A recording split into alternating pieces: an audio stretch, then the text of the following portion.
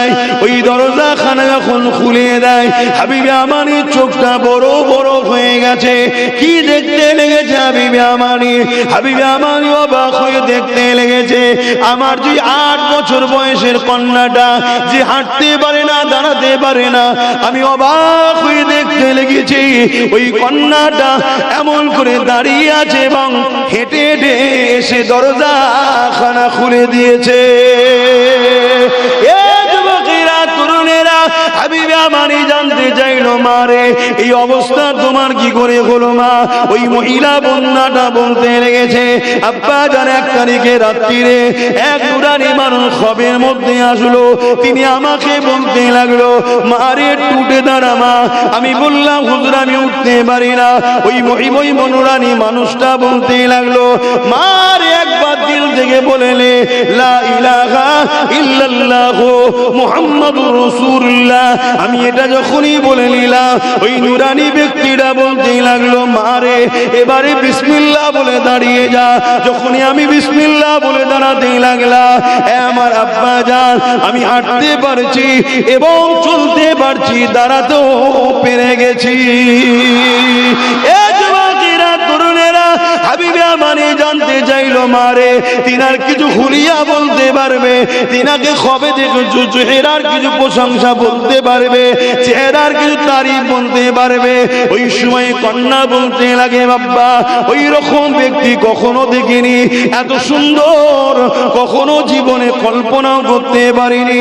তিনার ভুরুগুলো ছিল জোড়া জোড়া, চোখগুলো ছিল নূর চমকাতে লেগেছে। তিনি যখন কথা বলতে লেগেছে, 2 ঠোঁটের মাঝখান থেকে নূরের মতির মতো ঝরতে লেগেছে।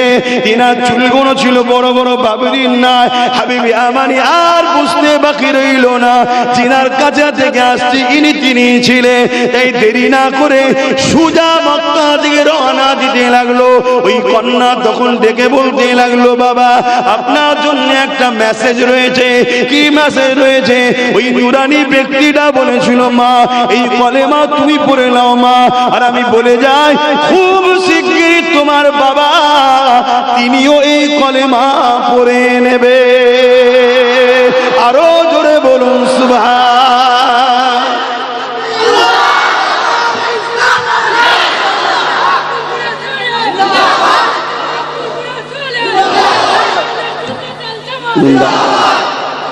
আল্লাহ নবীর উপরে কম জুলুম হয়নি। আমার নবী বা যখন নাই সত্যের কথা শোনালেন, আবু জেহেল, উতবা, সাইবা, আবু লাহাবের আগা আমার নবী পাকের উপরে বড় জুলুম করেছে। এমনও দিন গেছে আল্লাহ নবী যখনই সিজদায় পড়েছে, নবী পাকের মাথাতে পিঠের ওপরে পচা দুম্বার ভুঁড়ি পর্যন্ত চাপিয়ে দিয়েছে। একদিকে পচা দুম্বার ভুঁড়ির দুর্গন্ধ, অপর দিকে দুম্বার ভুঁড়ির ভাড়িতে আল্লাহ নবী সিজদায় পড়ে গিয়ে সুবহান রাব্বিল আলা, সুবহান রাব্বিল আলা এই সিজদায় পড়ে থাকতে লেগেছে। এ যুবকেরা, তরুণীরা, বাবেরা, আমার নবী পাকের উপরে এইভাবে জুলুম হয়েছে। এদিকে খাতুনে জান্নাত ফাতেমা আয-জাহরা রাদিয়াল্লাহু তাআলা আনহা এই অবস্থা দেখে আমার নবী পাকের পিঠ থেকে ওই পচা দুম্বার ভুঁড়িগুলো হাতে করে আস্তে আস্তে নেভিয়ে দেয়। আহারে তখন তিনি ছোট ছিলেন, এই ভারী দুম্বার ভুঁড়িকে নাবাতে বড় কষ্ট হয়েছে। আমার রাসূলুল্লাহ কলিজার টুকরি ফাতেমা আয-জাহরা যখনই পচা দুম্বার ভুঁড়িগুলোকে চাপিয়ে দেয়, রহমতে নবী তখন আবার মাথাকে তুলে দেয়। তাহলে আমার নবীর উপরও জুলুম কি কম হয়েছে? তাহলে আমরা যদি ইমানদার হই, আমাদের উপরে জুলুম হবে না হবে না? ইমানদার দাবি করবো আর জুলুম হবে না, ওই ইমানদারের সন্দেহ আছে। শুনছেন তো নাকি? কেন আল্লাহ পরীক্ষা নেবে। আল্লাহ কোরআনে বলেছে, তোমরা কি মনে করো যে আমি এমনি জানতে দেবো? আমি তোমাদের পরীক্ষা নেবো না? তাহলে জুলুম, সাহাবা হুজুররা যখন বিপদ আসতো না নবীর কাছে যে কাঁদতো যে হুজুর আল্লাহ কি আমাদেরকে উপরে নারাজ হয়ে গেলেন? কেন গো? আমাদের কই কোনো বিপদ হচ্ছে না, কোনো বিমার আসছে না, কষ্ট আসছে না, তারা কাঁদতেন যে আল্লাহ ভুলে গেল নাকি। আর আমাদের একটু বিপদ হলেই আমরা বলি আল্লাহ আমাকে ছাড়া কাউকে দেখতে পাইনি, সব জ্বালা যেন আমার ঘাড়ে। কথা কিছু বুঝছেন? এরকম বললে হবে না, ধৈর্য ধরতে হবে, সবর করতে হবে। আল্লাহ যাকে যত ভালোবাসে তাকে তত কঠিন পরীক্ষা দেয়, তাকে বাজিয়ে নেয়। দুটো রাস্তা, একটা পাহাড় আপনাকে ওভারটেক করতেই হবে, বুঝাবার জন্য বলছি, একটা পাহাড় আপনাকে ওভারটেক করতেই হবে। সফলতা পেতে গেলে একটা পাহাড় ওভারটেক করতেই হবে। এবার দুটো পন্থা, হয় পাহাড় থেকে নেব প্রথম, হয় পাহাড় থেকে নামবো প্রথম, দ্বিতীয় ওঠো, আর নচেত প্রথম ওঠো, দ্বিতীয় নামবো। চালাক যে হবে প্রথমে উঠবে, কেন উঠার সময় কষ্ট হবে, ঠিক না বেটি? যার চলার রাস্তা শুরুটা হবে উঠতে কষ্ট হবে, কিন্তু পরবর্তীতে তার নামতে আর কষ্ট।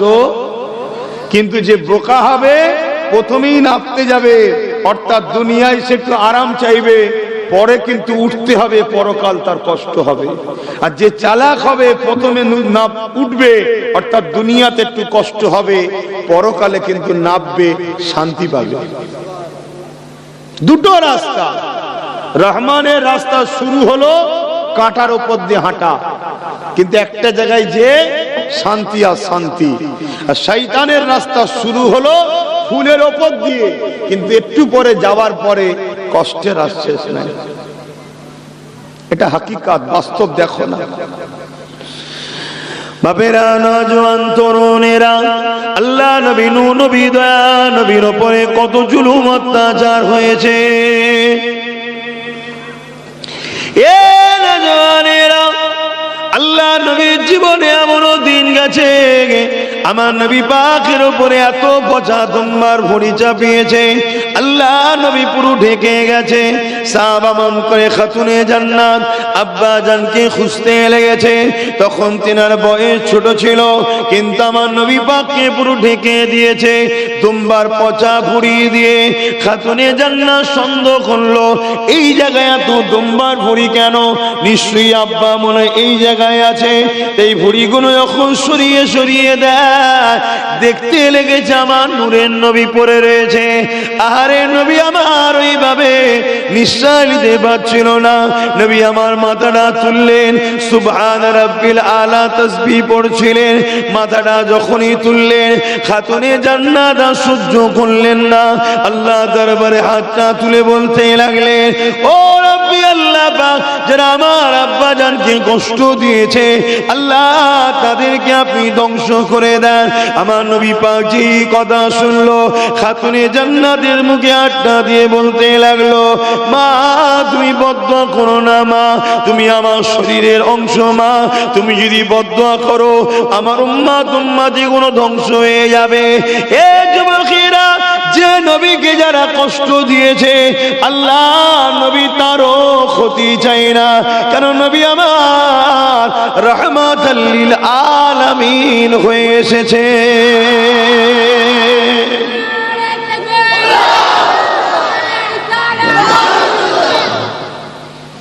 কত কষ্ট আমার নবীর জীবনে গেছে, তাহলে আমাদের পরীক্ষা হবে না? হবে না, কষ্ট আসবে। কিন্তু এই মাসে আমার নবী মেরাজে গিয়েছিলেন, এই মাসে। তাই একটু ওই বিষয় নিয়ে আলোচনা করব। তার আগে আমি একটা জিনিস বুঝাতে চাইছি, সিনার শক্তি বাড়াতে হবে। সিনার শক্তি বাড়াতে গেলে ওয়ালিমান খাফা মাকাম রাব্বিহি জান্নাতান, যারা আল্লাহকে ভয় করবে আল্লাহ তাদেরকে দুটো দুটো জান্নাত দেবে। জোরে বলুন সুবহানাল্লাহ। মোবাইল, সেই মোবাইল করছো কেন আবার? আর দ্বিতীয় নম্বর, নবীর প্রেম ও আদর। যে নবী আমাদেরকে সারা জীবনটা ভালোবেসেছে, সেই নবীকে আমরা কি করলাম, কি ভালোবাসা দিলাম? আল্লাহ নবীর জীবনে এমনও দিন গেছে, নবী আমার পাহাড়ে গিয়ে বন্দী হয়ে গাছে বাঁধা ফলমূলকে জীবন ধারণের ওসিলা করেছে।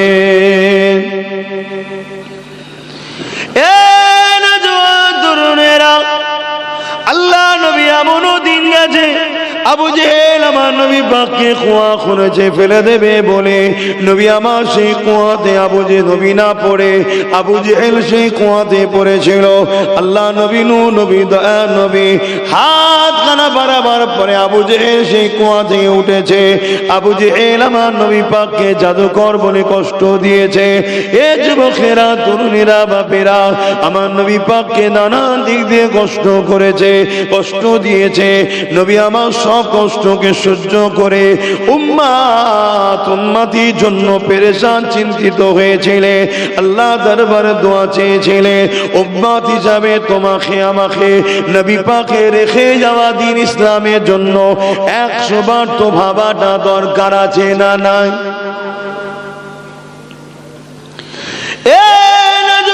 তরুণেরা, 1 তারিখে আবু জেহেল আল্লাহ নবীকে অপমান অপদস্থ করবে বলে তৎকালীন সময় পৃথিবী বিখ্যাত একজন জাদুকর ছিল, যার নাম হলো হাবিব ইয়ামানি। ওই হাবিব ইয়ামানিকে দাওয়াত দিয়ে নিয়ে আসে। শুনে রাখবেন, জালিমরা সব সময় জাদুকরদের সাহায্য নেয়। ফেরাউনও জাদুকরকে ডেকেছিল, আবু জেহেলও জাদুকরকে ডাকছে। তরুণেরা, আমার আব্বা জানেন আম্মারা, হাবিব ইয়ামানি তার নাম। আবু জেহেল যাকে দাওয়াত দিয়ে নিয়ে এসেছে, তাকে খাওয়া দাওয়া করিয়ে আমার নবী পাকের মোকাবেলায় নিয়ে আসতে লেগেছে। হাবিব ইয়ামানি বলতে লেগেছে, এ আবু জেহেল মোকাবেলা পরে করব, আমি কিন্তু মুহাম্মদ রাসূলকে প্রশ্ন করব। হাবিব ইয়ামানি চলে এলো আবু জেহেল সাথীদেরকে নিয়ে, লোকজনকে নিয়ে আমার রাসূলুল্লাহ দরবারে এসেছে। আমার নবী পাক ওই দিন একটা পাহাড়ের ধারেতে নবী আমার হাঁটাহাঁটি করতেছিলেন। আবু কুবাইস পাহাড়টার নাম। এমন করে আকাশে পূর্ণিমার চাঁদ উঠেছে, নবী আমার হাঁটাহাঁটি করতে লেগেছে। হাবিব ইয়ামানি এসে আল্লাহ নবীকে জিজ্ঞাসা করতে লেগেছে, হে আব্দুল্লাহর বেটা মুহাম্মদ সাল্লাল্লাহু আলাইহি ওয়াসাল্লাম, শুনেছি নাকি আপনি নবী দাবি করেছে? আল্লাহ নবী বলতে লাগলেন, লা ইলাহা ইল্লাল্লাহ আনা মুহাম্মাদুর রাসূলুল্লাহ। এই কথাটা শোনার সাথে সাথে হাবিব ইয়ামানি বলতে লাগলো, আপনি যদি সত্যি নবী হন তাহলে আকাশে কিছু মুজিজা করে দেখান। কেন হাবিব ইয়ামানি জানে জাদু জমিনের উপরে হয়, আসমানে জাদু হয় না। জাদু আসমানে হয় না, জমিনে হয়। তাই হাবিব ইয়ামানি আসমানে দেখতে চেয়েছে, কিন্তু মূর্খ আবু জেহেল কিছু জানে না, ও মূর্খ।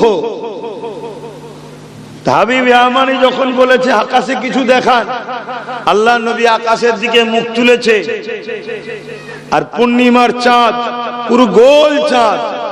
আল্লাহ নবী বলেছে, হাবিব ইয়ামানি এই চাঁদটা 2 টুকরো করে দেবো। জোরে বলুন না সুবহানাল্লাহ। এত বড় কথা বলতে গেলে কত বড় মানুষ হতে হয় জানেন? চাঁদের কথা বলছে, এই চাঁদটা 2 টুকরো করে দেবো। হাবিব ইয়ামানির মুখে আর কথা নাই, চাঁদ কি করে 2 টুকরো হয়, চাঁদ কি করে 2 টুকরো হবে? কিন্তু হাবিব ইয়ামানি জানে না, যার সঙ্গে কথা বলছি চাঁদটাও তার গোলাম। জোরে বলুন সুবহানাল্লাহ। শুধু আমরা নবীর গোলাম নয়, চাঁদও আমার নবীর গোলাম। শুধু আমরা নবীর জন্য ফিদা নয়, চাঁদও আমার নবীর জন্য ফিদা। কে এক মেঘনে হে উন পর কুরবান জামানা হে। শুধু আমরা নবীর জন্য কুরবান নাকি পুরো জামানা? এক মেঘনে হে उन पर कुर्बान ज़माना है, एक महल है उन पर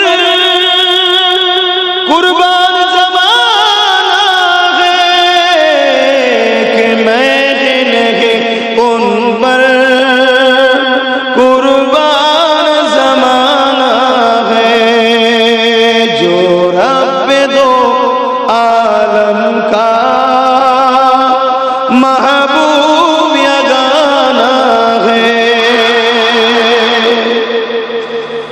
যে দোনো জাহানের রবের বন্ধু যিনি, জোরে বলুন সুবহানাল্লাহ। তিনি কে? আমাদের কি হয়? নবী, আমাদের নেতা, আমাদের সরদার। আমাদের নেতা তো ইনি একা, বাকি কেউ আমাদের নেতা নয়, সব কেতা। প্রয়োজন হলে নেবে, বাকি ফেলে দেবে। নেতা একটাই, মুহাম্মদ আরবি সাল্লাল্লাহু আলাইহি ওয়াসাল্লাম। বাবেরা, নওজওয়ান তরুণেরা, এ নবী পাকের প্রেমিকেরা, আল্লাহ নবী, নূহ নবী, দয়া নবী এমন করে হাবিবি আমানিকে যখন বলতে লাগলো, হে হাবিবি আমানি রে, এই আকাশের চাঁদটাকে দুটুকরো করে দেবো। হাবিবি আমানির মুখে কোনো কথা নেই। আল্লাহ নবী উংলি খানা তুললেন, আগুনের ইশারা যেই করলো, সঙ্গে সঙ্গে চাঁদ খানা দুটুকরো হয়ে যায়।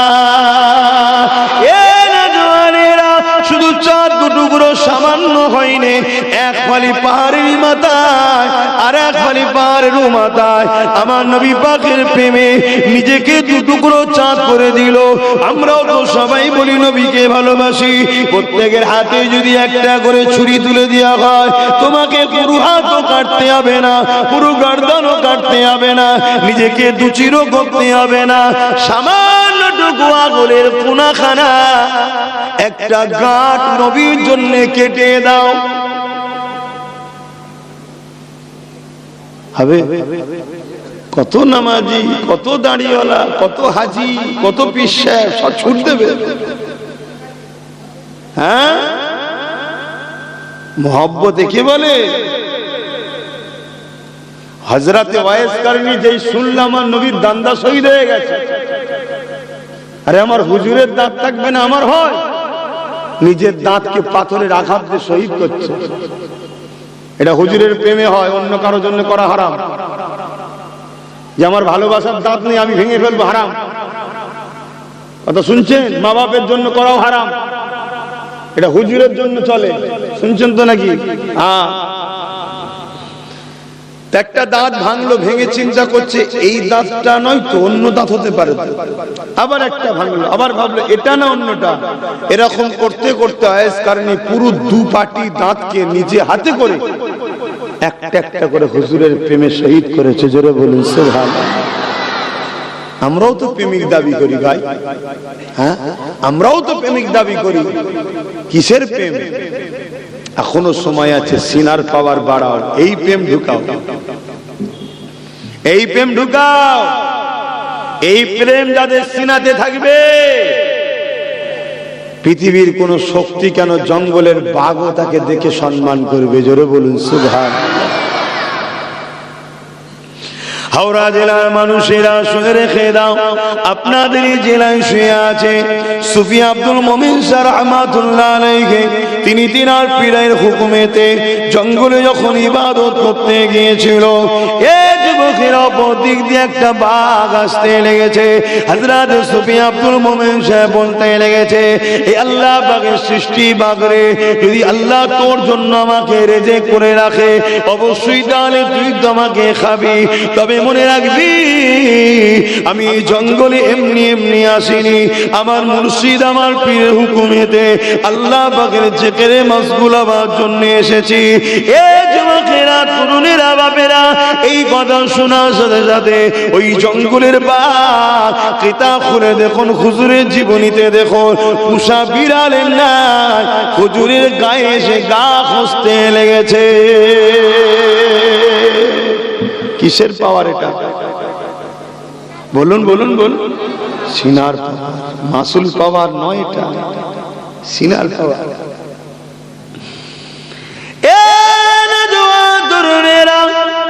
আমার মুজাহিদুজ্জামান দাদা খুলুল পীর কিবলা রাহমাতুল্লাহ আলাইহি সুন্দর বলে জঙ্গলের দিকে দাওয়াতে যেতে লেগেছে। সঙ্গে বসিরহাটের বড় মৌলানা আল্লামা রুহুল আমিন শাহ রাহমাতুল্লাহ আলাইহি রয়েছে। হুজুর আমার গরুর গাড়ি তখন ছিল, গরুর গাড়ি করে যেতে লেগেছে। হঠাৎ করে করে গরুর গাড়ির চালক যে ছিল, ওই পালকি মতো যে গরুর গাড়ির উপরে করা থাকে, ওর মধ্যে লাফ মেরে ঢুকে পড়েছে। হুজুর বললেন, কি গো বাবা, কি হয়েছে? আর গরুটা কোন এত লাফালাফি কেন করতে লেগেছে? ঠিকভাবে বসে দেখা যাচ্ছে না বাবা, কি হয়েছে বাবা? ওই গরুর গাড়ির চালক বলতে লেগেছে, হুজুর একটা নয় দুটো বাঘ সামনে এসে গেছে।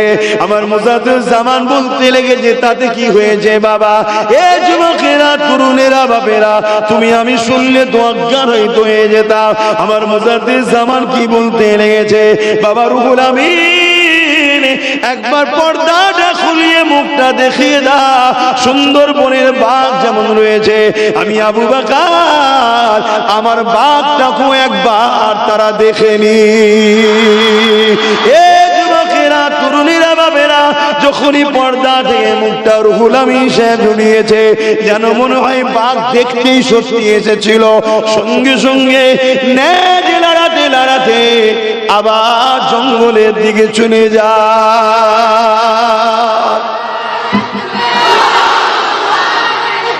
আল্লাহু আকবার। এটা কিসের পাওয়ার? সিনার পাওয়ার তৈরি করো, সিনার পাওয়ার তৈরি করো, নাই বাপ মার খেয়ে মরে যেতে হবে, কিছু করা থাকবে না। একদম খোলাখুলি কথা বলে যাচ্ছি, কামিয়াবি যদি পেতে চাও, আল্লাহর ভয় হৃদয়ে আনো। আল্লাহর ভয় যার হৃদয়ে থাকবে, সে কখনো গান বাজনা, যাত্রা, ফাংশনে যেতে পারবে না। আর নবীর প্রেম আদব যার হৃদয়ে থাকবে, সে কখনো নামাজ কাজা করে ইচ্ছা করে বসে থাকতে পারবে।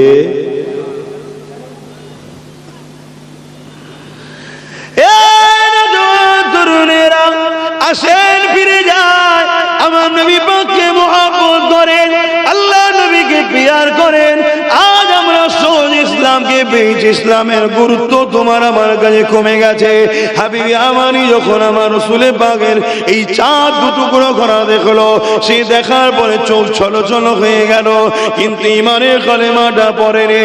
এদিকে আবু জেহেল বলতে লেগেছে, ও হাবিবি আমানি, দেখো মুহাম্মদ কত বড় জাদুকর, নাউযুবিল্লাহ মিন জালে। হাবিবি আমানি তো জানে জাদু আসমানে চলে না, এই হাবিবি আমানি জানে মুহাম্মদ জাদুকর নয়। এই হাবিবি আমানি আবু জেহেলকে তাড়া দিল, বকলো, চুপ করো, তুমি বোঝো না, খালি খামায় কথা বলো কেন? আমি আমার ভাষাতে আপনাকে বোঝাচ্ছি।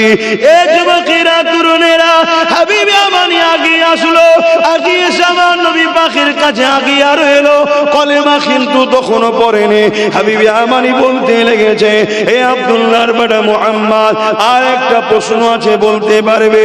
কি প্রশ্ন বলো? আমার দিলের মধ্যে একটা কষ্ট আছে, আমার দিলের মধ্যে একটা প্রশ্ন আছে, আমার দিলের মধ্যে একটা বুঝা ব্যথা আছে। কি কষ্ট প্রশ্ন সেটা বলতে পারবে? আল্লাহ নবী বলতে লাগলো, এ হাবিবি আমানি, আল্লাহ তোমাকে 8 বছরের বয়সের একটা কন্যা তোমার ঘরে আছে, ওই কন্যাটা জন্মগত প্যারালাইসিস। এ হাবিবি আমানি রে, তোমার মনে বড় ব্যথা যন্ত্রণা, কবে তোমার মেয়েটা সুস্থ হবে? এই 8টা বছর ধরে এই বাচ্চাকে নিয়ে তুমি বড় পেরেশানে আছো। হাবিবি আমানি যখনই এই কথা শুনলো, তার চোখের পানি ধরে রাখতে পারলো না, কিন্তু তখনও ইমানের কলেমা পড়েনি। কত কষ্ট করে ইসলাম এসেছে দেখো। তুমি আমি তো সহজে পেয়েছি, আমার বাপ হুজুর, আমার দাদু আশেকে রসুল, আমার দাদা জবানার মুজাদ্দিদ, আমার বংশে যত উপরে যাবেন সব থেকে প্রথম মুরব্বী সিদ্দিক আকবর, নবীর শ্বশুর। আমরা হলাম নবীর বংশধর, সাহাবা হুজুরের খুন। এই মোবাইল, আমরা রাসূলুল্লাহ বলুন বংশধর, আর সিদ্দিক আকবরের খুন। আমরা সিদ্দিক আকবরের খুনের সন্তান আর নবীর বংশের সন্তান। কথা কিছু মাথায় ঢুকছে? তা যত উপরে যাবে সব সহজে পেয়েছি, কিন্তু ইসলাম কত কষ্ট করে এসেছে জানো? আজকে সেই ইসলামকে যে যা খুশি করে নিচ্ছে আমাদের গাফলতির জন্য, আমার যুব সমাজের অবহেলিত জন্য। আজকে সারা রাস্তা সুস্থ হয়ে আসছে, আর বাঁদরগুলো মসজিদের সামনে এসে নাচছে। এমন লোক বেরিয়েছে না বেরোয়নি? এর জন্য তারা যতটা না দোষী, তার থেকে বেশি দোষী আমার নবীর যুবক উম্মত গুলো, যুব সমাজ। কি দোষী নয় তোমরা? কেন দোষী? তোমরা মসজিদে যাও না বলেই তো বাঁদর গুলো সাহস পায়। তোমরা যদি জন যুবক ছেলে 500,000 করে মসজিদে লেনদেন রাখতে, তাহলে তো ভাবতো এই 1000টা যুবক ভেতরে আছে, এক্ষুনি বিপদ আছে, কোনো বাঁদর আর কথা মাথায় ঢুকছে না। আজকে তোমার আমার গাফলতির জন্য, মসজিদে না যাওয়ার জন্য আজকে মসজিদকে খোঁড়া হচ্ছে, খোঁড়ার নামে ভেঙে দেওয়া হচ্ছে, তোমার আমার গাফলতির জন্য। তা আল্লাহর হিসাব নেবে না? দেখো না জিনিসপত্রের দাম কি, কাজ কারবারের কি খবর? হাওড়া জেলার লোকেরা খুব কাঁচা পয়সা ছিল, কি খবর দেখছো নি? খোদার মাস শুরু হয়েছে না হয়নি? আরো হবে। আসো মসজিদ গুলো আবাদ করো, নবীর প্রেম আদব ও আল্লাহর ভয় হৃদয়ে রেখে যাও মসজিদে। আর কি বলবো, আমার আলেমদের মধ্যে দুটো দল, একটা খায়রুল উলামা, একটা শাররুল উলামা। আমার নবী বলেছে একটা ভালো আলেম, একটা খারাপ আলেম। এখন আলেমদের মধ্যে বড় একটা অংশ আবার শাসকের দালালিও করছে, এটা বড় দুঃখজনক। এই করছে না করেন? এটা কি নতুন না? আগেও করেছে, আগেও করেছে, কিন্তু ওদের সাথে থাকলে হবে না। যারা আল্লাহ ও রসুলের পক্ষে তাদের সঙ্গে থাকতে হবে। কথা বুঝে আসছে? তোমরা যুব সমাজ আসো মসজিদে, আল্লাহকে রুকু দাও, সেজদা দাও, নবীর উপরে দরুদ পড়ো। নিরিবিলি নির্ঝুমে একা হয়েছো, ঘরে সোফায় বসে আছো, ঘরে বসে আছো, আমার নবীকে একটু স্মরণ করো, দরুদ পড়ো, ভাবো আহা মদিনায় এখনো নবী আমার জন্য কাঁদছে, আমি সেই নবীর দিনের পাহারাদার হব। এটা নিজেকে ইরাদা করো যে দুনিয়ায় সব হারাবো, আমার নবীর দিনের পাহারাদার হয়ে থাকবো। আমার নবীর দিনের উপরে কেউ আঘাত দিলে নিজের বুকে তাজা খুন ঢেলে দিয়ে তার বিরুদ্ধে লড়াই করে দিনের ঝান্ডাকে তুলে রাখবো। জোরে বলুন সুবহানাল্লাহ। এসব ইরাদা করো, মৃত্যু তো সে একদিন হবে। কিসের দুনিয়ার রং তামাশায় নাচছো? মনে রাখবে মুহাম্মদ রসুলের গোলাম ছাড়া সবকিছু পুরাতন হয়, মুহাম্মদ রসুলের গোলাম কখনো পুরাতন হয় না। জোরে বলুন সুবহানাল্লাহ। আপনি যেদিকেই যাবেন, আপনি যেদিকেই যাবেন সব সেকেন্ড হ্যান্ড হয়ে যায়। খেলোয়াড় বুড়ো হয়ে গেছে, দল থেকে বাদ, তার দাম নেই আর। শুনছেন না? শুনেন না? কেউ তাকে ইরাদাও করেনি, ভুলেও গেছে। নায়ক নায়িকা বুড়ো হয়ে গেছে, ফিল্ম আর চলছে না, এই ভুল বলছি? নাচনে ওলি বয়স্ক হয়ে গেলে আর কেউ দেখতেও সব জায়গাতে রিজেক্ট হয়, কিন্তু মুহাম্মদ রসুলের গোলাম যত পুরাতন হয় তত দাম বাড়তে থাকে। জোরে বলুন সুবহানাল্লাহ। 850 বছর আগে মুহাম্মদ রসুলের একটা গোলাম দুনিয়া থেকে চলে গেছে, যার নাম মঈনুদ্দিন আজমিরি। আজকের দিনে এই বছরও হিন্দুস্তানের বাদশাহ গরিবে নওয়াজের দরবারে আমার দেশের প্রাইম মিনিস্টার মোদি এই বছরও চাদর দিতে বাধ্য হয়েছে। জোরে বলুন সুবহানাল্লাহ।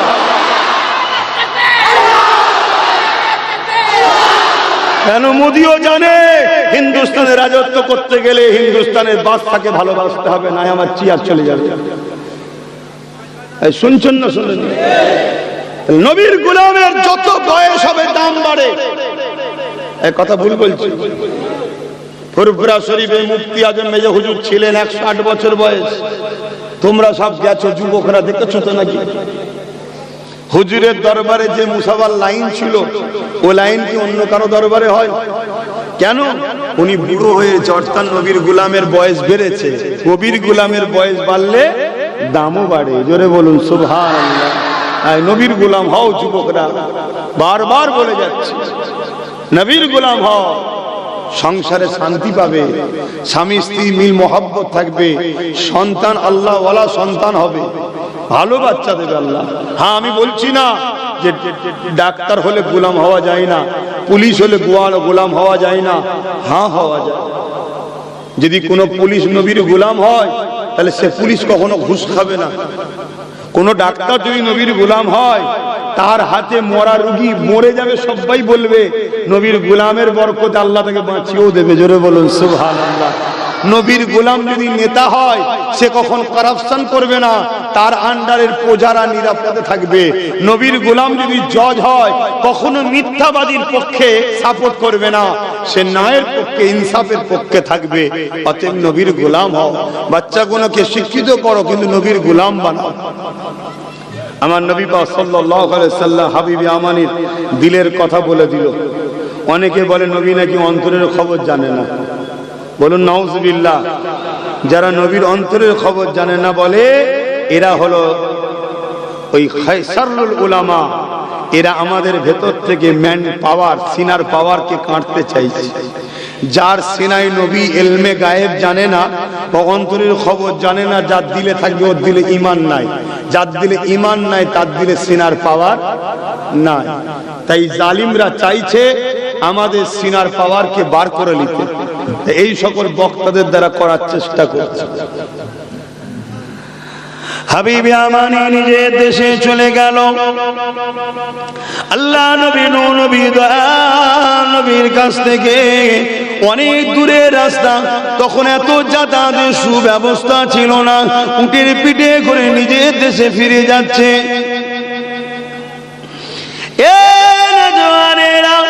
হাবিবে আমানি ঘরে যাওয়ার পরে নিজের ঘরে দরজা যখন আঘাতটা দেয়, ওই দরজা খানা যখন খুলে দেয়, হাবিবে আমানি চোখটা বড় বড় হয়ে গেছে। কি দেখতে লেগেছে হাবিবে আমানি?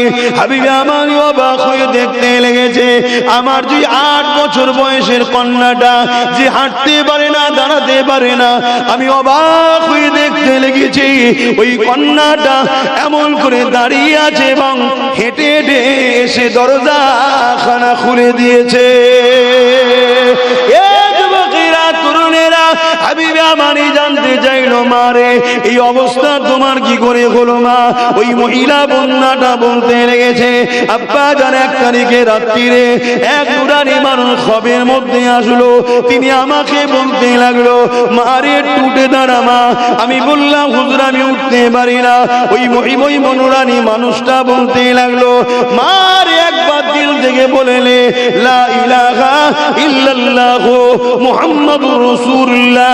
আমি এটা যখনই বলে নিলাম, ওই নুরানি ব্যক্তিটা বলতে লাগলো, মারে এবারে বিসমিল্লাহ বলে দাঁড়িয়ে যা। যখনই আমি বিসমিল্লাহ বলে দাঁড়াতে লাগলাম, আমার আব্বা জান আমি হাঁটতে পারছি এবং চলতে পারছি, দাঁড়াতেও পেরে গেছি। তরুণেরা হাবিবে আমানি জানতে চাইলো, মারে তিনার কিছু হুলিয়া বলতে পারবে, তিনাকে খবে দেখে চেহারার কিছু প্রশংসা বলতে পারবে, চেহারার কিছু তারিফ বলতে পারবে। ওই সময় কন্যা বলতে লাগে, বাবা ওই রকম ব্যক্তি কখনো দেখিনি, এত সুন্দর কখনো জীবনে কল্পনাও করতে পারিনি। তিনার ভোরগুলো ছিল জোড়া জোড়া, চোখগুলো ছিল নূর চমকাতে লেগেছে। তিনি যখন কথা বলতে লেগেছে, 2 ঠোঁটের মাঝখান থেকে নূরের মতির মতো ঝরতে লেগেছে। তিনার চুলগুলো ছিল বড় বড় বাবরির ন্যায়। হাবিবে আমানি আর বুঝতে বাকি রইল না, তিনার কাছে থেকে আসছে ইনি তিনি ছিলেন। তাই দেরি না করে সুজা মক্কা দিকে রওনা দিতে লাগলো। ওই কন্যা তখন ডেকে বলতে লাগলো, বাবা আপনার জন্য একটা মেসেজ রয়েছে। কি মেসেজ রয়েছে? ওই নুরানি ব্যক্তিটা বলেছিল, মা এই কলেমা তুমি পড়ে নাও মা। আর আমি বলে যাই, খুব শিগগিরই তোমার বাবা তিনিও এই কলেমা পড়ে নেবে। আরো জোরে বলুন সুবহান।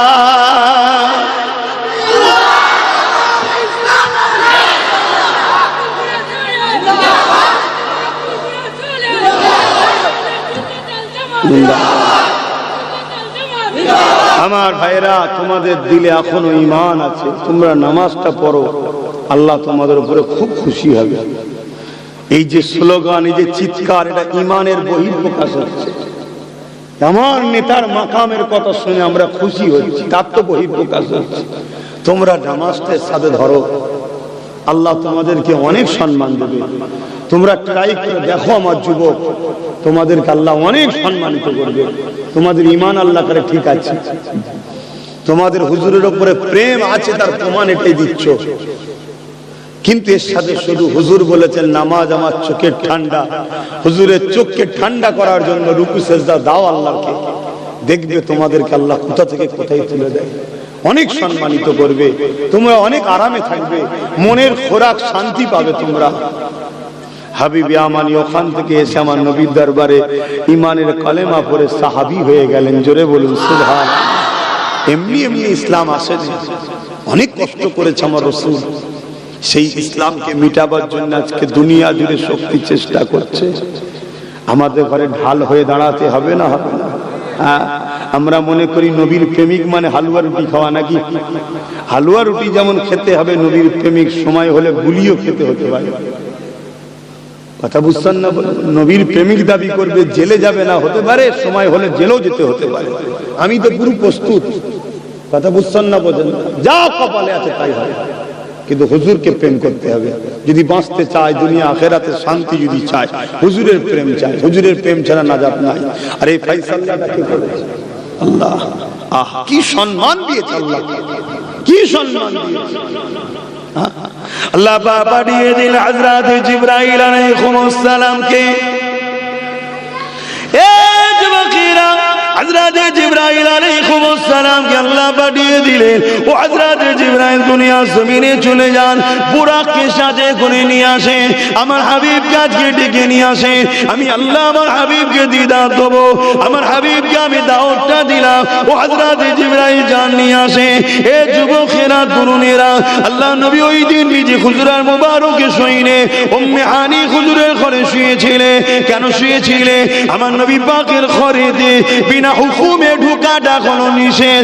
আমার নবী পাককে বাইরে থেকে ডাকাটা হলো বিয়াদবি নিষেধ। এ যুবকেরা, তরুণেরা, হযরত জিবরাইল আলাইহিস সালাম চলে আসলেন। আল্লাহ নবী ঘুমিয়ে রয়েছে, রাতের মধ্যভাগে চলে আসলেন। জিবরাইল আলাইহিস সালাম আমার নবী পাক ঘুমিয়ে রয়েছে বলে দেখে তুলতে তো পারতেন, কিন্তু জিবরাইল জানে কে ঘুমাচ্ছে, ইনাকে তুলারও একটা আদব রয়েছে। আদবের বিখিলাফ যদি তুলে ফেলি, আমি জিবরাইলও ধ্বংস বরবাদ হয়ে যাব। এই জন্য জিবরাইল আলাইহিস সালাম জমিন থেকে আল্লাহকে বললে, ও রব্বি আল্লাহ পাক, আপনার বন্ধু ঘুমাচ্ছে, আপনার মাহবুব ঘুমাচ্ছে, আপনার হাবিব ঘুমাচ্ছে, আমি জিবরাইল কেমন করে তুলবো? হযরত জিবরাইল আলাইহিস সালামকে আমার আল্লাহ পাক জানিয়ে দিলে, ও হযরত জিবরাইল, আমার হাবিবের কদমের গোড়ায় বসে যাও, তুমি তোমার ঠোঁট দিয়ে আমার হাবিবের কদমের নিচে চুমা দিতে থাকো। আরো জোরে বলুন সুবহান। ভাবতে পারছেন? জিবরাইল আলাইহিস সালাম সমস্ত ফেরেশতাদের সর্দার, তিনাকে আল্লাহ বলছে হাবিবের কদমের গোড়ায় বসে হাবিবের কদমে চুমা দাও। কি শান আমার নবীর, ভাবতে পারছেন? আজকে সেই নবী নিয়ে সমালোচনা দাড়িওয়ালা টুপিওয়ালাদের মধ্যে আছে না? না, আরে কিছু মানব নবী বেঈমান কাফের আছে, ওদের কথা বাদ দে, কিন্তু মুসলিম সেজো আমার নবীর সমালোচনা আছে না? না, এগুলো হলো মুনাফিক, এই গাদ্দার মুনাফিক গুলো। এদের কাজ একটাই, জালিম হুকুমতদের টাকা লায় আর আমাদের সিনার পাওয়ারকে নষ্ট করে। কেন?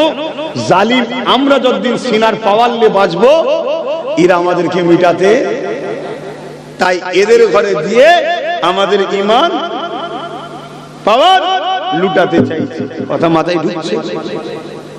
খুব ভালো করে বোঝেন। আম্মা জান আয়েশা সিদ্দিকা হুজুরের কাছে কিছু সাহাবা হুজুর এসেছেন। পর্দার ভেতরে আম্মা আছে, পর্দার বাইরে থেকে সাহাবা হুজুররা বলছে, আম্মা জান, আমাদের নবী কেমন ছিল? শুনছেন কি বলছি? অথচ সাহাবা হুজুররা আমার নবীর সঙ্গে নামাজ পড়েছে, নবীর সঙ্গে হজ করেছে, নবীর মাহফিলে বসে ওয়াজ শুনেছে, নবীর সঙ্গে জিহাদে গেছে, নবীর সঙ্গে টাইম কাটিয়েছে। সেই সাহাবা হুজুররা বলছেন, আম্মা নবী কেমন ছিল চিনতে পারলাম না। আর আজকাল মুফতি বক্তা বলছে নবী চিনে ফেলেছি। কেমন রে? বলছে আমাদের মতো মানুষ ছিল। এরকম কথা শোনা যায় না? যায় না? এগুলো হলো আমাদের পাওয়ার চোর, আমাদের সিনার পাওয়ার চোর। এদের ঘরে ছাড়া হয়েছে আমাদের সিনার পাওয়ার চুরি করে বলে, এর জন্য এরা কোটি কোটি টাকা পায়। শুনছেন তো নাকি? হ্যাঁ, এদের মুখের ভাষা দেখবেন ঈদে মিলাদুন নবী চলবে না। এদের মুখের ভাষা দেখবেন 40 বছর আগে নবী নবী ছিল না। এদের মুখের ভাষা দেখবেন নবী ইলমে গায়েব জানে না। এদের মুখের ভাষা দেখবেন নবী আবা তাসা অক্ষর জ্ঞান নাই। এদের মুখের ভাষা দেখবেন নবী পাক সাল্লাল্লাহু আলাইহি সাল্লামের ইলম নিয়ে মাপামাপি করবে, এতটা ছিল এতটা ছিল। এদের মুখের ভাষা দেখবেন কেমন, আমার নবী পাক সাল্লাল্লাহু আলাইহি সাল্লাম নাকি মরে গেছে, আমার নবী নাকি শাফাআত করতে পারবে না, আমার নবীর আহাল হাসান হোসাইনের সমালোচনা করে, এজিদের পক্ষে থাকে, হোসাইনের বিরোধী করে। এদের নমুনা কি? এদের নমুনা সাহাবা হুজুরদের সমালোচনা করে, ওলি আউলিয়াদের সমালোচনা করে। এরা হলো মুনাফিক। কথা শুনছেন তো নাকি? ঈমান বাঁচান। আমি বলে যাচ্ছি, তিনটে শ্রেণী, ঈমান আছে, আমল আছে, বেহিসাব জান্নাতে যাবে। ঈমান নেই, ভালো কাজ করেছে, জাহান্নামে ঢুকবে আর বেরোবে না। ঈমান আছে, ভালো কাজ করতে পারেনি, ও জাহান্নামে ঢুকবে, ভালো কাজ না করার জন্য শাস্তি খেটে ঈমান থাকার জন্য জান্নাতে যাবে। জোরে বলুন সুবহানাল্লাহ। কিন্তু 3 নম্বর যেটা বললাম, এটা আবার ব্যতিক্রমও হতে পারে। কি? আল্লাহ চাইলে ওকে মাফও করতে পারে। আমার ওখানে কিছু করার নেই। কেন? আল্লাহর দাস, আল্লাহর বান্দা বান্দি, গুনাহ করেছে, আল্লাহ তো বলতে পারে যা মাফ করে দিলাম, আমার কিছু করার থাকবে? কিন্তু বেঈমানের কোনো ভাবে মাফ নাই। বেঈমানকে যদি জুতা মুবারক বলাতে ওর অসুস্থ হয়, যে মুবারক কেন, জুতা বড় মুবারক হয়, তাহলে জানতে হবে কাফের হয়ে গেছে। শুনছেন তো নাকি?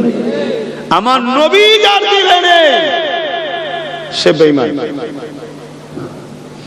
সরষের দানার থেকেও ক্ষুদ্র যদি আমার নবীর বিষয়ে কেউ গুস্তাগি করে ফেলে, তার কোনো বাঁচার রাস্তা নেই।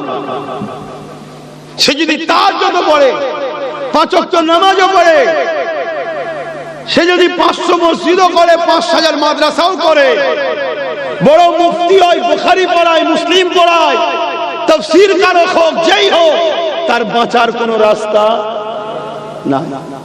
ওখানে রইল এই বিষয়ে একটা দলিল দিয়ে যায়, ওদিকটা যাচ্ছে, মনে রাখবেন এই বিষয়টা একটা একটু আপনাদের দলিল দিয়ে যাবে, তাহলে বুঝতে ভালো লাগবে, বুঝতে পারবেন। কেন? আমাদের হালকা বয়সের ছেলে মাদ্রাসায় জীবনে পা দেয় না, হালকা বয়সে ভুল ভ্রান্তি করছে, কম সময় বেঈমান তো না হয়ে যায়, সেটা চেষ্টা করতে হবে তো। হ্যাঁ, আল্লাহ চাইলে সব বড় হয়ে পরিবর্তন হয়ে যাবে, বলুন না ইনশাআল্লাহ।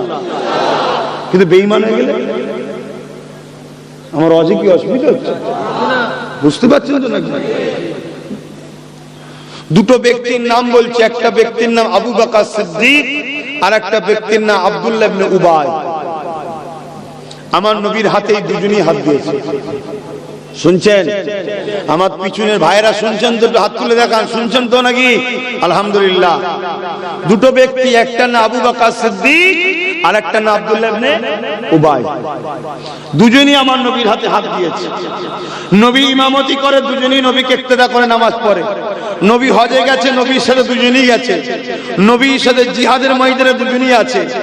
দুজনের মুখেই দাড়ি, টুপি, নামাজ, রোজা, পাগড়ি, জুব্বা দুজনেরই আছে। দুজনই দান করে। কিন্তু আবু বকর সিদ্দিক দুনিয়া থেকে জান্নাতের সার্টিফিকেট পেয়েছে, আব্দুল্লাহ ইবনে উবাই জাহান্নামী ঘোষণা হয়েছে। কারণ কি? কিছু মাথায় ঢুকছে? এই যুবকরা বুঝতে পারছো? এরকম মুনাফিক বাজারে অলিতে গলিতে হই হই করছে। হাজারো মসজিদে এরকম মুনাফিক ইমাম হয়ে আছে, হাজারো বক্তা এরকম মুনাফিক হয়ে গেছে, যারা আমাদের ঈমানকে লুটছে, আমাদের সিনার পাওয়ারকে নষ্ট করছে। কেন? আমাদের মসজিদ, আমাদের কবরস্থান, আমাদের খানকা, আমাদের ঈদগাহ, আমাদের ইসলামকে যতদিন আমরা ঈমানদার থাকবো মিটাতে পারছে না। তুমি জানো চেঙ্গিস খান নাম শুনেছো? চেঙ্গিস খান 1 লক্ষের উপরে নারীকে ধর্ষণ করেছিল। চেঙ্গিস খান এত বড় জালিম ছিল। 1 লক্ষের উপরে মুফতি মাওলানাকে খুন করেছে। 1 কোটির উপরে মুসলমানকে কতল করেছে। দাজলা নদীর পানিকে পুরো মুসলমানের খুনেতে নদীটা লাল করে দিয়েছে। তারপরেও কিন্তু চেঙ্গিস খান হেরে গেছে। সিনার পাওয়ার আলারাই জিতেছে। জোরে বলুন সুবহানাল্লাহ। হালাকু খান নাম শুনেছে? হালাকু খান মিশরের উপরে হামলা করেছিল, পুরো মিশরকে উজাড় করে দিয়েছে। মুসলমানদের মাথার খুলি নিয়ে বড় বড় রাজ প্রাসাদ করেছে, এত মুসলমান মেরেছে, তারপরও হালাকু খান মিটে গেছে, সিনার পাওয়ার ওলারাই জিতেছে। জোরে বলুন সুবহানাল্লাহ। বুশ বুশ নাম শোনেন না? হ্যাঁ, বুশও চেয়েছিল আমেরিকা ইসলাম মুছে দেবো, আমেরিকা ইসলাম মুছে দেবো। এক সিনার পাওয়ার ওলা তাকরির শুনে বুশের কন্যা ইমানের কলেমাও পড়লো, হাফেজে কোরআনও হলো। জোরে বলুন সুবহানাল্লাহ। পেরেছে? সিনার পাওয়ার যতদিন থাকবে ততদিন দুনিয়া আমাদেরকে মিটাতে শখ করেছে, অনেকবার শখ করেছে। বদরের ময়দানেও শখ করেছিল। কি? হ্যাঁ, মুসাইলামাতুল কাজ্জাব সিদ্দিক আকবরের বিরুদ্ধে লড়াই করেছিল। মুসাইলামাতুল কাজ্জাবের দিকে 90,000 ছিল, সিদ্দিক আকবরের দিকে 10,000 ছিল। মুসাইলামাতুল কাজ্জাব 90,000-এর 10,000-এর মোকাবেলায় লড়তে গিয়ে মুসাইলামাতুল কাজ্জাব 90,000 জাহান্নামে গেছে। নবী সাহাবারা বুকে তাজা খুন দেন, খাতমে নবুয়তের ঝান্ডাকে উঁচু করে তুলেছে। জোরে বলুন সুবহানাল্লাহ। শুনছো তোমার কথা যুবকরা? তাহলে কোন পাওয়ারটাকে ঠিক রাখতে হবে? সিনার পাওয়ার ঠিক রাখো। খুব বারবার বলি, একটু বুঝে বুঝে খাবে। খাবারের মধ্যে হারাম ঢুকানো হচ্ছে। রক্ত যদি হারাম হয়ে যায়, ওকে চেঞ্জ করা বড় মুশকিল হয়ে যাবে। কথা বুঝে আসছে? বাবেরা, নওজওয়ান তরুণেরা, হযরত আবু বকর সিদ্দিক নামাজ পড়েছে, আব্দুল্লাহ ইবনে উবাইও নামাজ পড়েছে। আবু বকর সিদ্দিক রোজা রেখেছে, আব্দুল্লাহ ইবনে উবাইও রোজা রেখেছে। হযরত আবু বকর সিদ্দিক নবী পাকের সাথে হজ করেছে, আব্দুল্লাহ ইবনে উবাইও হজ করেছে। হযরত আবু বকর সিদ্দিক জিহাদের ময়দানে নবীর সঙ্গে গেছে, আব্দুল্লাহ ইবনে উবাইও গেছে। হযরত আবু বকর সিদ্দিকের দাড়ি, টুপি, জুব্বা, পাগড়ি ছিল, আব্দুল্লাহ ইবনে উবাইরও ছিল। এরপরও আব্দুল্লাহ ইবনে উবাই জাহান্নামী হয়ে গেল। আবু বকর সিদ্দিক দুনিয়া থেকে জান্নাতের সার্টিফিকেট পেয়ে গেল। এর কারণটা কি?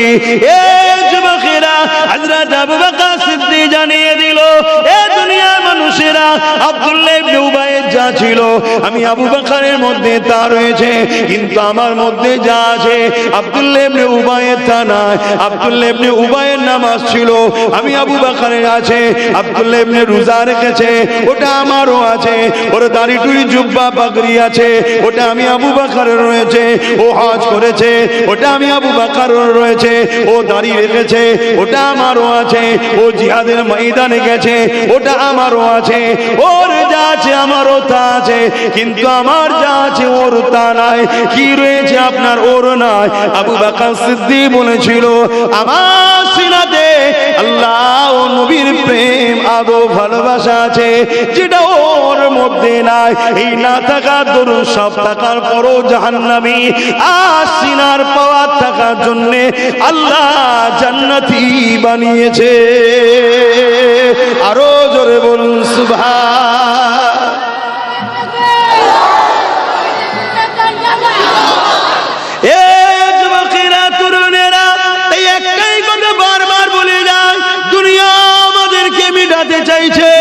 শুনেছিলাম আমেরিকা নবীর বিরুদ্ধে এমন করে ফ্রান্স কার্টুন তৈরি করেছে, কিন্তু আজকে আমার মাতৃভূমিতেও একদল জালিমরা কখনো মসজিদ, কখনো মাদ্রাসা, কখনো মানুষকে পিটিয়ে পিটিয়ে মেরে ফেলছে।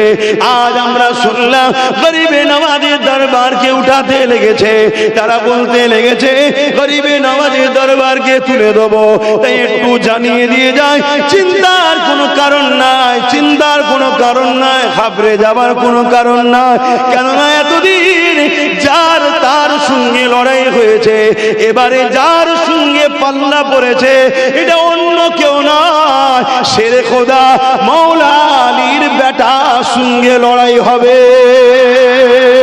এ যুবকেরা, তরুণেরা, গরিবে নওয়াজের অনেক কারামতি শুনেছি, অনেক কারামতি পড়েছি, কিন্তু নজরে কখনো দেখিনি। আল্লাহ চাইলে ইনশাআল্লাহ খুব তাড়াতাড়ি কারামতি দেখা হবে। তবে একটা কারামতি তো এটা, তাদের দলের লোকেরা কেস করছে আর তাদেরই গুরু বস চাদর দিয়ে পাঠাচ্ছে, বাবা বাঁচা। কথা বুঝছেন না বোঝেন না? ওরা এখন ভেতরে ভেতরে কিছু খপ খপ দেখেছি কেন তাও বা কি জানে, বুঝতে পারছেন তো নাকি? হ্যাঁ, কোনো টেনশনের কারণ নেই। আর দিন পরে ঠিক জায়গায় হাত পড়েছে, ঠিক জায়গায় হাত না পড়লে আমরা বড় টেনশনে ছিলাম, আমাদেরকে মেরে দিচ্ছিল, আমরা কিছু করতে পারছিলাম না। এবারে সেরে খোদা আলীর বেটা শুরু হয়েছে। আহ, এত সহজ? হ্যাঁ, এ দুনিয়ার মানুষেরা 850 বছর আগে আমার গরিবে নওয়াজ রাজার উটকে বসিয়ে দিয়েছিল। তৎকালীন রাজারা গরিবে নওয়াজের বসানো উটকে তুলতে পারেনি। আজকে চুনোপুটি ছুঁচোগুলো বলছে মাজা তুলে দেবো। সময় থাকতে থাকতে ক্ষমা চেলে না, খোদার মার যখন পড়বে আওয়াজ হবে না, সব ফাঁকা হয়ে যাবে। চীনে নাকি আবার উঠেছে একটা কি, আমি আর বেশি বলবো নি, কেন এর আগেবারে বলাতে লেগে গেছিল, বুঝতে পারছেন? আমি আর বেশি বলবো না, এইটুকু শুধু ইশারা দিলাম। আল্লাহ ভালো জানে, যা মুখ দিয়ে বলি হয়ে যাচ্ছে। 4-5 বছর আগে যা বলেছিলাম আজকে ঘটছে না ঘটে না, ওই জন্য বেশি কিছু বলবো না, চেপে রাখি, কোথা কি হয়ে যাবে। কিন্তু উঠেছে একটা নতুন করে, শুনলাম তেল কাটাতে, বুঝতে পারছেন তো নাকি? হ্যাঁ, কেন শয়তান বেশি লাভালাভি করলে আল্লাহর পক্ষ থেকে মার আসে। কিন্তু আমাদেরও ভুল হচ্ছে না, হয়নি? আমরা ওই শয়তানদের লিই তো নাচানাচি করি, একটু কাতার আলাদা করো, আর না হয় এক কাতারের মনে করে সব একসাথে ধরে নেবে। শুনছেন তো নাকি? এই দেখলেন না আমার দেশে কোন জায়গায় বেশ পেপারে দেখছিলাম, মুসলমান মনে করে গুলি করে মেরে দিয়েছে, পরে শুনছি ব্রাহ্মণ ছিল। এই যে বলছে বাড়ি বাড়ি সব অস্ত্র রাখো বলছে না, আমি বলছি রাখ না, বাঁশ কেন ঝাড়ে আর বলবে না, রাখ অস্ত্র, রাখ অস্ত্র। আমাদের অস্ত্র লাগবে নাকি? আমাদের কি লাগবে? সিনার পাওয়ার, আল্লাহর প্রেম, আল্লাহর ভয়, নবীর প্রেম ও আদব, এটা আমাদের লাগবে। আমাদেরও সব ছুরি টুরি অস্ত্র বোম বন্দুক লাগে না। যে লাগছে রাখুক গে যাক, দেখবি বেকায়দায় নিজেই না ঝেড়ে দিচ্ছে। এই গত কদিন আগে মুসলমানের ঘর মনে করে 10-12টা ঘরকে পুড়িয়ে ফেলেছে, শুনছেন তো নাকি? খোদা এখনো সাহায্য করছে না, করে না। একটু ভালো হও যুবকগুলো, একটু ভালো হয়। রং তামাশাই নেচে কিচ্ছু মজা নেই গো, এসব চোখের ধোকা, এসব চোখের ধোকা।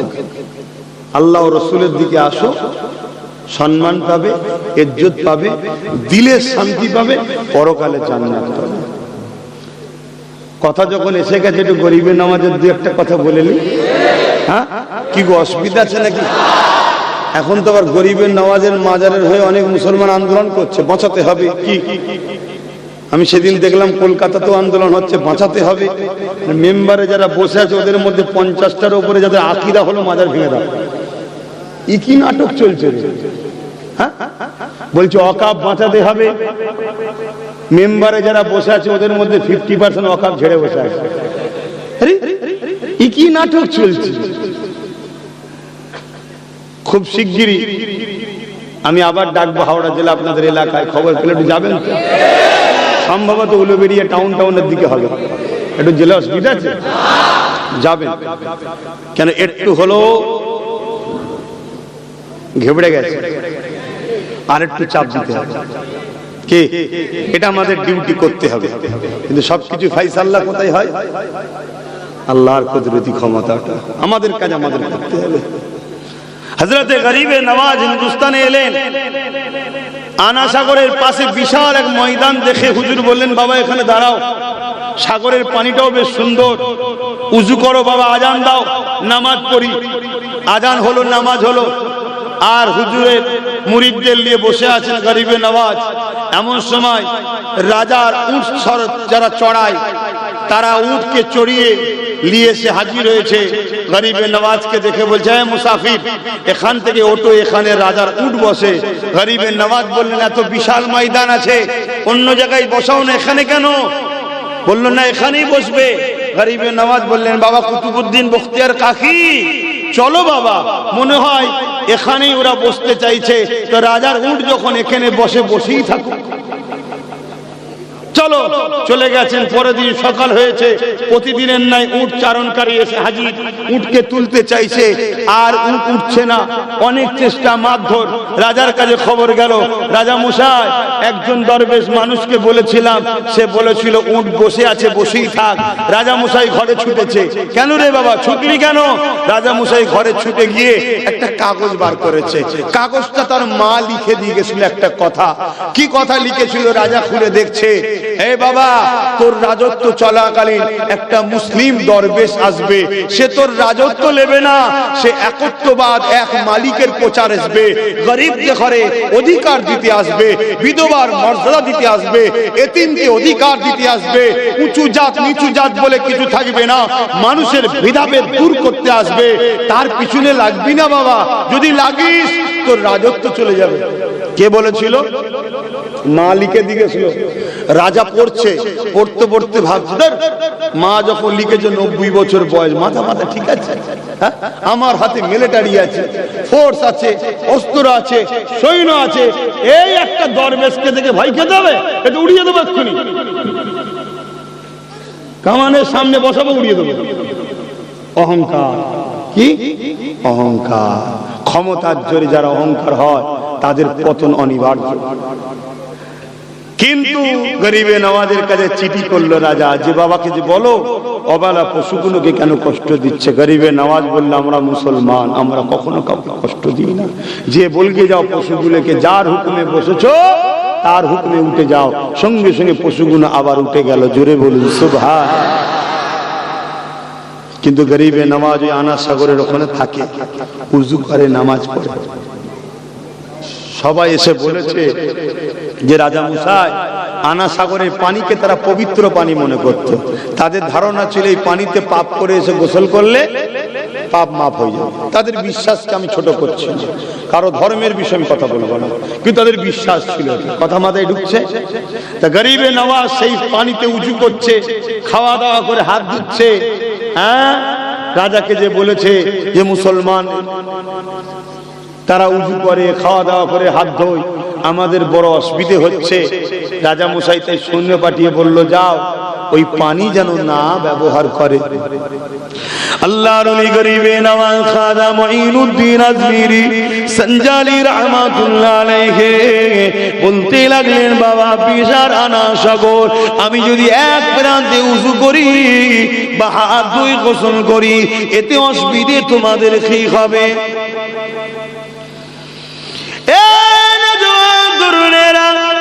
কিন্তু সৈন্যরা বড় জোর করলো, না রাজার হুকুম, আপনি পানি নিতে পারবেন না। গরিবে নওয়াজ বললেন, বাবা কুতুবউদ্দিন বখতিয়ার কাকি রে বাবা, মনে হয় আর পানি নিতে দেবে না, তাই একটা জগ বা পাত্রতে পানিটা বাবা উঠিয়ে নাও, প্রয়োজনে কাজে লাগবে। আর যখন উঠাতে যাবে ওই আনা সাগরকে বলে দিও মুঈনুদ্দিন ডেকেছে। তরুণীরা বাবেরা পাত্রখানা ডুবালো, আর যখনই পাত্রখানা উঠলো সমস্ত পানি শেষ হয়ে গেল, ওই পাত্রের মধ্যে পানি চলে এলো। এ যুবকেরা চতুর্দিকে খবর ছড়িয়ে গেছে, হই শুরু হয়ে গেছে। রাজার কাছে যে সবাই অভিযোগ দিতে লেগেছে, রাজা মশাই পাপের বোঝা নিয়ে যাব কোথায়? ওখানে তুলে পাপ পূর্ণ হয়ে যেত, পাপ ধরে যেত, পুকুরে পানি নেই তো সাগরে কোথায় ধোবো? রাজা মশাই বড় চিন্তা পড়ে গেছে। আরে মুসলমান কোন চাইছে কি?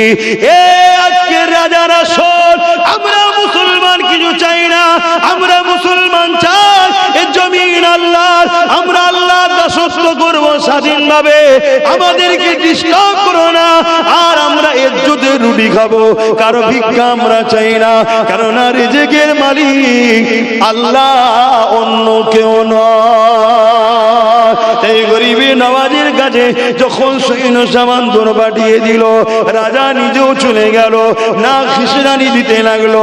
বাবা মঈনুদ্দিন, এ বাবা দরবে মুসারের, এমন করে মানুষগুলো বড় পেরেশানে পড়ে গেছে, আপনি পানিখানা ফিরিয়ে দিন, আপনি কি চান বলুন।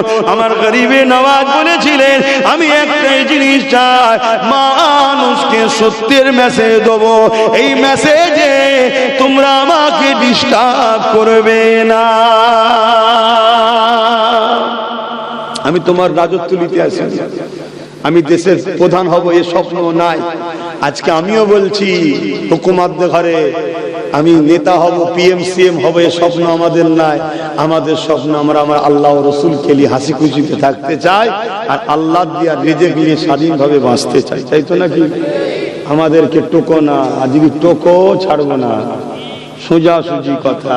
তুমি তোমার নিয়ে থাকো, আমার দেখার দরকার নেই। তুমি খুঁটিকে ধরে টানাটানি করবে না আলোকে ধরে টানাটানি করবে? কাকে খোদা বলবে? তোমার বিশ্বাস তোমার কাছে, আমাকে ঘেটিও না, আমাকে আমার নিয়ে থাকতে দাও। ঠিক না বে ঠিক গো?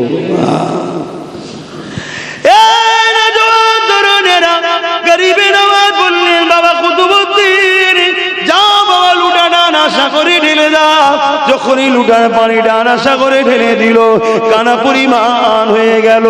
এ যুবকেরা, তরুণেরা, বাপেরা, মনে রাখবেন, গরিবে নওয়াজ আমাদেরকে ভারতবর্ষে বসিয়েছে, পৃথিবীর কোনো ক্ষমতা না আমাদেরকে এখান থেকে উঠাতে পারে। এনআরসি বলুন, সিএ বলুন, আর ক্যাকা ছিছি যাই বলুন না কেন, কোন জিনিস দিয়ে ভারতের মুসলমানকে মিটানো যাবে না। কেননা ভারতের মুসলমানকে গরিবে নওয়াজ বড় আদর করে বসতে দিয়েছে। এই যুবকেরা, তরুণেরা, গরিবে নওয়াজের আরেকটা কথা মনে পড়ে গেছে। হুজুর আমার একদিন রাস্তা দিয়ে যেতে লেগেছে, এই যুবকেরা, এমন সময় একটা ধর্মগুরু এমন করে সে তার দেবীকে উপাসনা করে, তার বিশ্বাস তার কাছে, সে তার পবিত্র দেবীকে উপাসনা করে। এমন করে সে ছিল ধর্মগুরু, তার কন্যা বাবাকে জিজ্ঞাসা করতে লেগেছে, বাবা তুমি কি করো? এই ফলগুলো কি আমাদের দেবী খায়? এমন করে সেই বাবা বলতে লেগেছে, না খাই না। কিন্তু কন্যা বলতে লেগেছে, হ্যাঁ আমি খাওয়াবো তাকে। এই বলে এক বাটি দুধ নিয়ে ওই এমন করে তার বিশ্বাসের জায়গা, তার পবিত্রতার কাছে স্থানে এসে ওই দেবীকে খাওয়াতে লেগেছে। সে তো খায় না, তাকে বারবার বলতে লেগেছে, সে তো কিছু দিয়ে খেতে চায় না। লাস্টে হালকা বয়সের কন্যা মহিলাটা সে জেদে এসে গিয়ে ওই দেবীর কাছে পাথরে মাথা ঠুকতে লেগেছে, আরে কন্যাটা রক্ত বেরোতে লেগেছে। ঠিক এমনই সময় রাস্তা দিয়ে গরিবে নওয়াজ যেতেছিল। গরিবে নওয়াজ এই দৃশ্যটা দেখে এমন করে ওই দিকে আগিয়ে এসে বলতে লেগেছে, এ মামে ছেলে কি করতে লেগেছো মা? ওই সময় কন্যা বলতে লেগেছে, আমি আমার প্রভুকে খাওয়াতে লেগেছি। গরিবে নওয়াজ বলছে, এই পাথরের মূর্তি তো কখনো খাবে না রে মা। তার বাবা যেভাবে বলেছিল, গরিবে নওয়াজও সেম কথা বলেছে, কিন্তু কন্যা একটাই যে আমি আমার প্রভুকে খাওয়াবো, কেন সে খাবে না? গরিবে নওয়াজ বলতে লেগেছে, মারে এ কখনো খেতে পারেনি, পাথরের তো তৈরি মারে।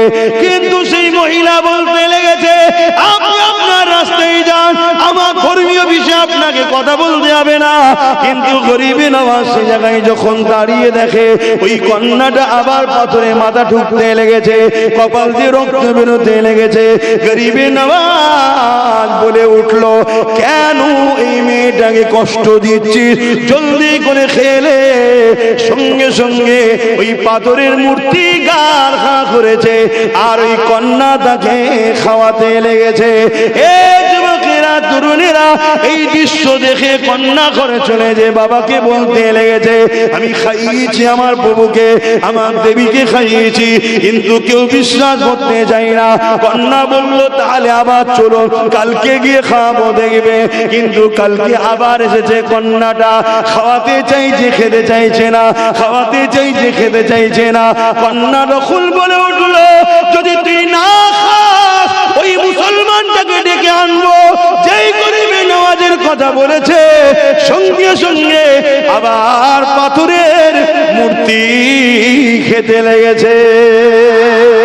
আরো জোরে বলুন সুবহান।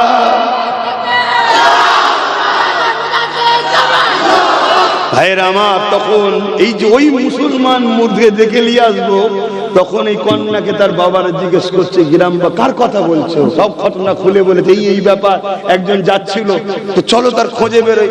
আমার গরিবের নামাজ একটা গাছতলায় বসে আল্লাহর ইবাদতে ছিলেন, সেখানে সবাই যে হাজির হলেন, সবাইকে গরিবের নামাজের হাতে হাত দিয়ে ইমানের কলেমা পড়ে এক আল্লাহর উপাসনা শুরু করলো। জোরে বলুন সুবহানাল্লাহ। সেই গরিবের নামাজকে তুলে দেবে? হ্যাঁ, তরুণেরা আরো একটা কথা বলি শোনেন। হুজুর আমার একদিন এক রাস্তা দিয়ে যায়, আর রাস্তা শেষ হওয়ার পরে গভীর জঙ্গল পড়েছে। হুজুর আমার জঙ্গলের রাস্তা ধরে যেতে লেগেছে। কিছু দূর যাওয়ার পরে দেখতে লেগেছে এমন করে একদল মানুষ আগুনের উপাসনা করতে লেগেছে। গরিবে নওয়াজ তাদেরকে জিজ্ঞাসা করে, বাবা তোমরা এখানে কি করছো? তারা বলতে লেগেছে আগুন দেবতার উপাসনা করতে লেগেছি, যাতে করে আগুন আমাদেরকে পুড়িয়ে না দেয়। গরিবে নওয়াজ বলতে লাগলো কতদিন উপাসনা করছো? তারা বলতে লেগেছে 40 বছর ধরে উপাসনা করতে লেগেছি।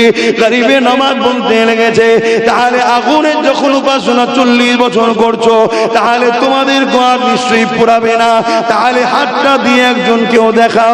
তারা বলতে লেগেছে না, পুড়ে যাবে, আগুনের কাজ তো পুড়িয়ে দেওয়া।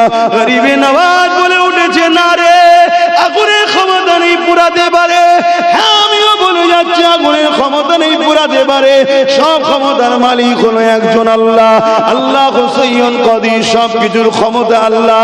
নাই আমাদের আব্বা জান ইব্রাহিম আলাইহিস সালামকে যখন নমরুদ আগুনে ফেলে দিয়েছিল, ওই সময় জিবরাইল এসে বলতে লেগেছিল ও হযরত ইব্রাহিম আপনাকে আগুনে ফেলা হচ্ছে, আপনি জানেন? ইব্রাহিম নবী বলেছিল হ্যাঁ জানি। ওই সময় জিবরাইল বলেছিল কিছু হেল্প লাগবে নাকি? ইব্রাহিম নবী বলেছিল না না না লাগবে না, আমাকে যখন আগুনে ফেলা হচ্ছে আমার আল্লাহ দেখতে পাচ্ছে, যদি আমাকে আগুন থেকে আল্লাহ বাঁচায় আমি বাঁচবো। আর আল্লাহ যদি ইব্রাহিমের প্রেমের পরীক্ষা লিবার জন্য আগুনে পুড়িয়ে ছাই করে দেয়, আবার যদি বাঁচায়, আমি ইব্রাহিম 100 বার নয় 1000 বার যদি বাঁচি, আল্লাহর প্রেমে 1000 বার পুড়ে ছাই হতে রাজি আছি। এ নওজওয়ানেরা, আমরা আল্লাহর জন্য কি করলাম, আমরা নবীর জন্য কি করলাম? একবার বালিশে মাথা দিয়ে চিন্তাটা করো যে জীবনটা কিভাবে বানালাম, জীবনটা কোন রাস্তায় কাটালাম। গানে কাটিয়ে দিলাম, যাত্রায় কাটিয়ে দিলাম, ফাংশনে কাটিয়ে দিলাম, খেলা মেলা নিয়ে কাটিয়ে দিলাম। আজকে বাড়ি বাড়ি বন্ধন লোন ঢুকে গেল, বাড়ি বাড়ি সুদ ঢুকে গেল। এ যুবকেরা তরুণেরা, কাল তোমাকে কতল করবে যারা, কাল তোমাদেরকে মূলোর মতো পেঁয়াজের মতো যারা কাটতে চায়, তারাই কিন্তু তোমাদের বাড়িতে সুদ ঢুকিয়েছে, তারাই তোমাদেরকে গান যাত্রা মেলা দিয়েছে। কেন দিয়েছে? এখনো ধরলে তোমাদের ওপরে